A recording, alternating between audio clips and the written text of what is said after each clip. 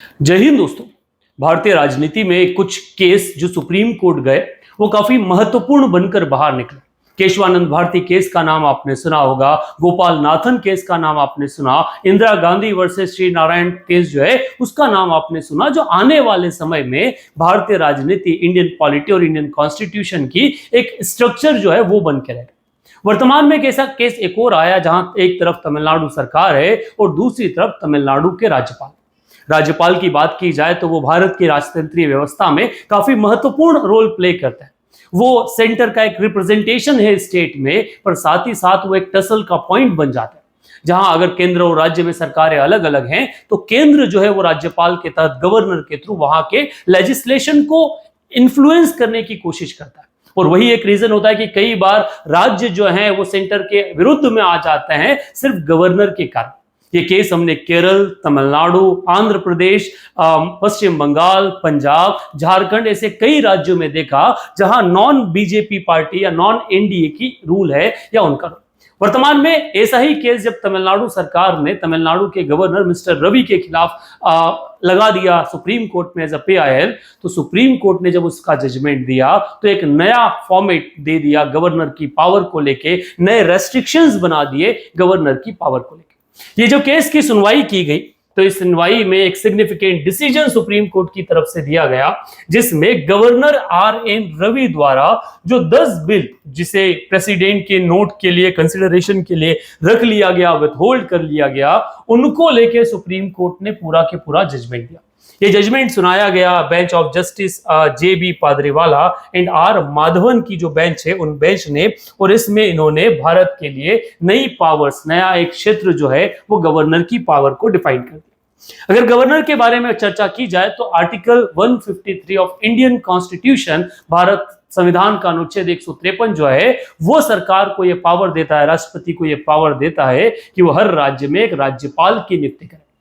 राज्यपाल की नियुक्ति का क्राइटेरिया के बारे में आप सब लोग जानते हैं, उसके लिए कोई स्पेशल क्राइटेरिया की आवश्यकता नहीं है। वो सिर्फ एक्सरसाइज करेगा प्रेसिडेंट के आधार पर। 5 साल की लिमिट उनके टेन्योर को दी गई है, पर उसे एक्सटेंड भी किया जा सकता है। अब उसको लेकर क्यों बनाया जाता है, तो ये जब केस सुप्रीम कोर्ट के पास पहुंचा तो ये वैसा ही एक स्ट्रक्चर, अगर मैं उस बात को अलग रख के आपको समझाऊं कि राज्यपाल जैसे राष्ट्रपति होते हैं वैसे ही विधानसभा और विधान परिषद का एक हिस्सा होता है, जहां राज्यपाल के सिग्नेचर के बिना, उसके हस्ताक्षर के बिना लेजिस्लेचर द्वारा लिया गया कोई भी निर्णय फुल इंप्लीमेंट नहीं किया जा सकता, या लेजिस्लेचर द्वारा बनाया गया बिल वो कानून नहीं बनता। वैसे राष्ट्रपति के पास किसी बिल को होल्ड करने का, रिजेक्ट करने का पावर है, उसे वापस करने का पावर है, वैसे कुछ पावर जो है गवर्नर के पास, राज्यपाल के पास भी, और वो पावर कई बार कंट्रोवर्सी में भी आ जाते हैं। वर्तमान में ऐसे ही हुआ। तमिलनाडु की लेजिस्लेटिव सरकार ने 10 कानून जो है वो अलग अलग मुद्दों पर पास किए, पर वहां के गवर्नर मिस्टर रवि ने उन्हें विथहोल्ड कर दिया कि मैं कंसिडरेशन में रख रहा हूं प्रेसिडेंट के पास। भारतीय संविधान का अनुच्छेद 200 जो है वो गवर्नर राज्यपाल को ये पावर देता है कि वो उससे किसी भी बिल को विथहोल्ड कर सकता है या फिर प्रेसिडेंट को भेज सकता है कंसिडरेशन के। हाँ, रिजेक्ट करने का पावर नहीं है। एक बार अगर रिजेक्ट करता है और लेजिस्लेशन फिर से उन्हें पास करके दे देता है तो फिर गवर्नर का ऑब्लिगेशन बन जाता है कि उस पर साइन करना ही होगा। इसलिए कई बार गवर्नर इसको एक्सरसाइज इस तरह से करते हैं कि वो उसे कंसिडरेशन में रख लेते हैं, परंतु इस कंसिडरेशन की कोई टाइम फ्रेम फिक्स नहीं, जिस कारण से ये मुद्दा लगभग कई बार सालों तक भी खींचा चला जाता है। वैसे ही केस की जब सुनवाई की तो सुप्रीम कोर्ट ने कहा कि सुप्रीम कोर्ट अपने पावर जो आर्टिकल 142 के तहत उन्हें मिलता है वो उसे एक्स्ट्राऑर्डिनरी मूव के तहत क्या करना चाहती है, यूज करना चाहती है, और वो एक टाइम फ्रेम डिसाइड करना चाहती है गवर्नर के लिए कि गवर्नर किसी बिल को अगर विथहोल्ड करे तो उसका एक लिमिट हो। उन्होंने मिस्टर रवि को एक डायरेक्शन दिया कि अगर आप किसी चीज को विथहोल्ड कर रहे हैं तो आपको विद इन द मंथ उसे क्या करना पड़ेगा, 1 महीने के भीतर आप उसे सेटल करना पड़ेगा। सुप्रीम कोर्ट कहता है that we are not no way undermining the office of government, all we say that governor must act with the due difference with the settled convention of the parliamentary democracy. क्योंकि कहीं ना कहीं जो सरकारें राज्य में काम कर रही है वो सरकारें चुनी हुई सरकारें, उन्हें जनता का मुंह हासिल है, जनता का कॉन्फिडेंस जो है वो हासिल किया है। उस आधार पर वो जो भी लेजिस्लेशन आ रहे हैं उन्हें ये माना जा सकता है कि वो इन एन अकॉर्डेंस जो है वो पीपल लाए जा रहे हैं और उनको लोगों द्वारा क्या है, मान्यता भी मिली हुई है।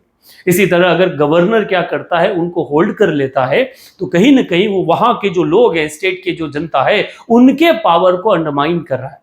और सुप्रीम कोर्ट का यही कहना है कि हम क्या नहीं चाहते, हम गवर्नर को डिफाइन नहीं करना चाहते। इससे पहले सरकारिया कमीशन जब 1983 में स्टैब्लिश हुई, तब भी यही मुद्दे निकल के आए। सरकारी कमीशन ने यह कहा था, ये रिकमेंडेशन दी थी कि गवर्नर के पास ये ऑप्शन होना चाहिए, या फिर एक पावर गवर्नर के पास एक लिमिट हो कि वो उस लिमिट फ्रेम में, टाइम फ्रेम में जो बिल है वो वापस साइन करके दे।